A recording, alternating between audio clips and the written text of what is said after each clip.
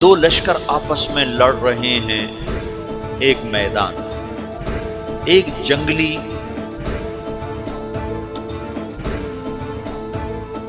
بدوؤں کا قافلہ، جنگل کے لوگ اپنے قبیلے کو لے کر، ایک جنگلی قبیلہ اپنے سردار کے ساتھ نقل مکانی کر رہا ہے ایک جگہ سے دوسری جگہ۔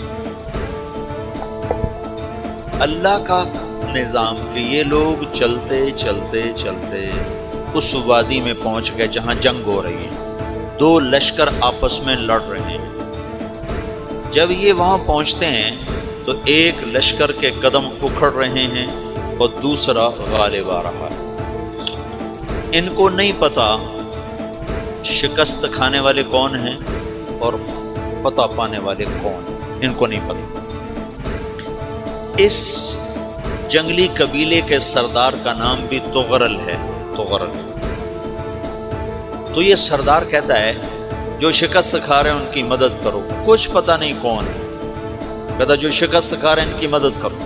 تو 400 وحشی جنگلیوں نے فاتح لشکر کے پیچھے حملہ کر دیا۔ تو ایک کافی ہوتا تو 400 دوڑ جب تلواریں پڑیں تو چند لمحوں میں نقشہ بدل گیا، بھاگنے والے جم گئے اور جمنے والے بھاگ پڑے۔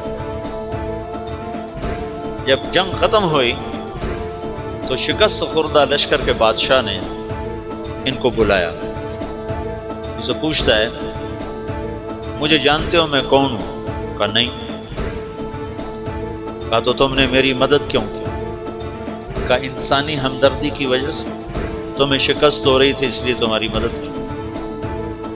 اور اس نے اپنا تعارف کرایا، میں ہوں سلیمان سلجوقی، ترکی کا بادشاہ۔ مسلمانوں کا لشکر تھا اور تاتاریوں سے شکست کھا رہا تھا، تاتاری فتح پا رہے تھے، مسلمان شکست کھا رہے تھے۔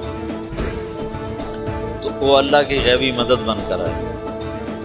تو وہ اس سے کہتا ہے میرے ساتھ رہنا پسند کرو، تم نے میرے اوپر احسان کیا ہے، میں اس کا بدلہ دینا چاہتا ہوں، میرے ساتھ رہنا پسند کرو؟ کہنے کا کر لوں گا۔ تو اس نے اس کو لے کر ترکی آیا، اور استنبول اس وقت روم کی حکومت میں تھا، اسے فتح کیا اس تغرل کے آگے چوتھے پانچویں پڑپوتے محمد فاتح نے۔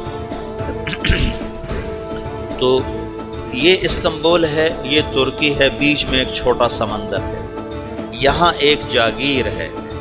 تو سلطان سلیمان کہتا ہے یہ جاگیر تجھے وقف ہے، ادھر سے رومی مجھے تنگ کرتے ہیں حملے کر کر کے، تو میرا دفاع کرتے رہنا، یہ جاگیر تیری۔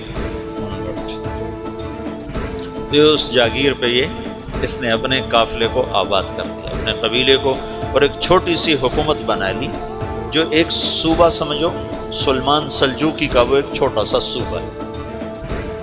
وہاں جب یہ رہ پڑا تو پھر یہ ایک شیخ کے بیعت ہوتا ہے، وہاں شیخ طریقہ میں ان کے یہ بیعت ہونے جاتے ہیں۔ وہ اس کو رات اپنے پاس ٹھہراتا ہے، تو ایک کمرے میں ان کو ان کا خادم ٹھہراتا ہے۔ یہ جب کمرے میں جاتا ہے تو سامنے دیوار میں طاقچے پر قرآن پڑا ہوا ہے۔ تو یہ تغرل بے کہتا ہے یہ کیا ہے، یہ کیا ہے؟ تو وہ خادم کہتا ہے یہ کتاب اللہ ہے، قرآن ہے۔ وہ اس کو وہاں چھوڑ کے باہر چلا جاتا ہے۔ وہ دیہاتی آدمی، جنگل کا رہنے والا، پہلی دفعہ زندگی میں قرآن دیکھا، وہ کہتا ہے یہ قرآن ہے، اللہ کی کتاب ہے، میں اللہ کی کتاب کے سامنے سو جاؤں، کتنی بے ادبی ہے۔ تو اس نے ایسے قرآن اٹھایا اور سر پہ رکھ لیا اور کھڑا ہو، ساری رات قرآن سر پہ رکھ کے کھڑا رہا۔ رات کے پچھلے پہر اس کو خواب آیا، کھڑے کھڑے اس نے دیکھا کہ اس کی پشت سے ایک چاند نکلا اور شیخ کی بیٹی کے سینے میں جا کے اتر گیا۔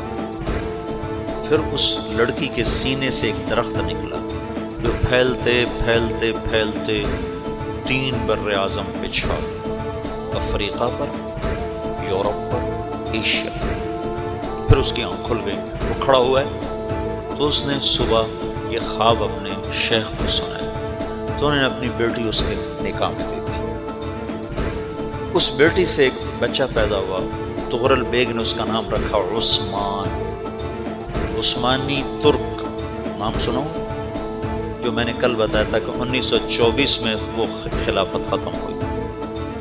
تو ایک بیٹا پیدا ہوا عثمان، عثمان نے پھر ایک نئی اسلامی حکومت کی بنیاد رکھی جو 1924 تک چلتی رہی، کوئی 800 سال یہ حکومت چلی۔ تو حکومت کا شیرازہ بکھرا لیکن پھر جڑ جاتا تھا، پر وہ قرن اول والا جوڑ کبھی نہ پیدا ہوا، ٹکڑے بن گئے۔ ان ٹکڑوں میں اللہ لوگ پیدا کرتا رہا جو دعوت دیتے رہے۔